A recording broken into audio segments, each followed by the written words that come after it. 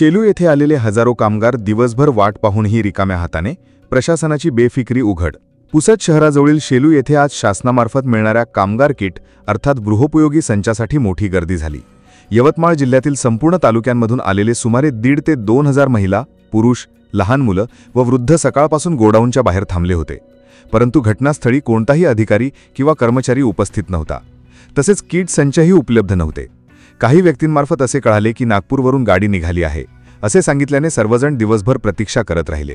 मात्र संध्याकाळी 7 वाजता एका डिपार्टमेंटच्या अधिकाऱ्यामार्फत गाडी येणार नाही, तुम्ही उद्या परत या असे सांगून उपस्थित नागरिकांना परत पाठवण्यात आले। आज झालेल्या गोंधळाचे मुख्य जबाबदार डिपार्टमेंटचे अधिकारी असल्याचे बोलले जात आहे। त्यांच्याच कामचुकारपणामुळे सर्वसामान्य बांधकाम कामगारांना प्रचंड त्रास सहन करावा लागला। उपजीविकेसाठी रोज मेहनत करणाऱ्या या कुटुंबांना दिवसभर व्यर्थ प्रतीक्षा करून हात निराशेने रिकामे घरी परतावे लागले। दरम्यान नागरिकांनी 2 वेळा रास्ता रोको आंदोलन केले। परिस्थिती नियंत्रणात आणण्यासाठी पुसदचे उपविभागीय पोलीस अधिकारी हर्षवर्धन बीजे यांच्यासह ठाणेदार, महिला पोलीस अधिकारी व मोठा पोलीस तफा घटनास्थळी दाखल होता। या घटनेमुळे प्रशासनाच्या निष्काळजीपणावर तीव्र संताप व्यक्त होत आहे। हे ठेकेदार चेंज झाल्यामुळे हा प्रॉब्लेम झालेला आहे। आज ज्या लोकांचे आजच्या जे तारखा आहेत, आजच्या पुसदच्या जे मिळालेले आहे, त्यांची सर्व यादी ठेकेदाराकडून घेऊन त्यांना शनिवार रविवार मध्ये कॉल करून ज्या ठिकाणी द्यायचं आहे ते ठिकाण त्यांना कळवण्यात येईल। कृपया शांतता राखा। ठीक आहे सर, आता काय करायचं मग? आता तुम्हाला कॉल येणार प्रत्येकाला, त्यांची यादी पण आपण घेणार आणि वरच्या लेवलला, मंत्रालय लेवलला जे सचिव आहेत त्यांना मी उद्या तात्काळ पत्र देणार आहे की लोकेशनच्या, म्हणजे हे जे लोकेशन आहे, आणि इथं कसं पूर्ण यवतमाळ जिल्ह्यातून सर्व लोक आलेले आहे, 16 तालुक्याचे आलेले आहे। असं नाही की फक्त पुसदचेच लोक आहे, असं नाही, इथं बाबुळगाव म्हणजे 16 तालुक्याचे लोक आले, त्यांच्यामुळे सर्वांची अवहेलना होत आहे। त्याच्यामुळे मी उद्या तात्काळ मंत्रालय लेवलला पत्र देऊन तुमची जी यादी आहे त्याच्यामध्ये तुमच्या सर्वांचे मोबाईल नंबर राहतात, त्यांच्याशी कॉन्टॅक्ट करून त्यांना जे जे जवळ ठिकाण पडेल त्या ठिकाणी त्यांना वाटप करण्यात येईल आणि पहिलं वाटप तुमचंच होईल।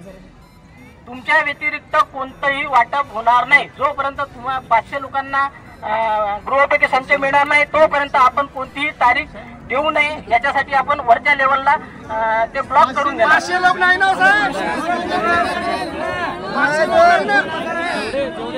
जेवढ्या लोकांना तारखा मिळालेल्या आहे आजच्या, जेवढ्या लोकांना आजच्या तारखा मिळालेल्या आहेत तेवढे ते 4-4 हजार रुपये गाडी भाडा करून आणलेले आहेत तिकडून। नाही, हे सर्व ठेकेदार चेंज झाल्यामुळे हा प्रॉब्लेम झालेला आहे।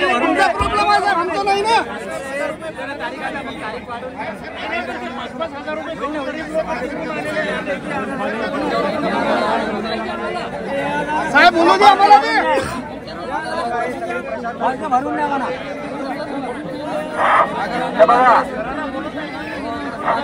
बघा, हे सगळी प्रशासनाची चूक आहे। त्याच्यामुळे आमच्या कामगाराला खूप त्रास झालेला आहे, खूप पैशाचा झालेला आहे। शेवटच्या म्हणजे जवळपास उमरखेड पासून, कळंब पासून, बाबुळगाव पासून लोक आलेले आहे। त्याच्यामुळे स्वतःच्या गाडीचे खर्च करून सुद्धा आलेले आहे। पुढचा जे वाटप आहे 1000 लोकांची यादी तुम्ही घ्या, बरोबर आहे, ठेकेदाराकडून। आणि याची आता आणि यांना सगळ्यांना कॉल करून याचे जे तालुके आहे जवळपास त्या तालुक्यात वाटप झाले पाहिजे। येणे 1 रुपयाचा आता पुढे त्रास झाला नाही पाहिजे। हे शब्द देणार आहे का तुम्ही? ठीक आहे। त्याच्यामुळे आता काय करा, हॅलो ऐका, आता सगळ्यांनी घरी जा आणि तुमची जी यादी आहे, त्यांची जे यादी आहे, यादी साहेबाकडे आहे, सगळेजण घरी जा। इथले जे ठेकेदार आहे त्या ठेकेदार गुन्हे दाखल करा आणि या ठेकेदाराचं कॅन्सल करा। हे जे काही ठेकेदारी त्यांची आहे अशी आमची मागणी आहे कामगाराच्या वतीने। ठीक आहे,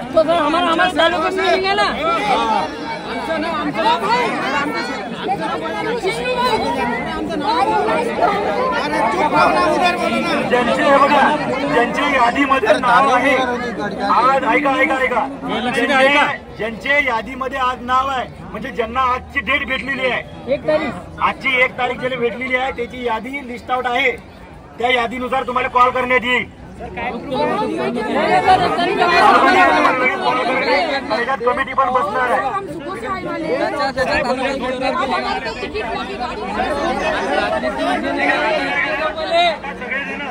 सगळेजण घरी जा, कारण महिला आहे, भरपूर वेळ होणार आहे।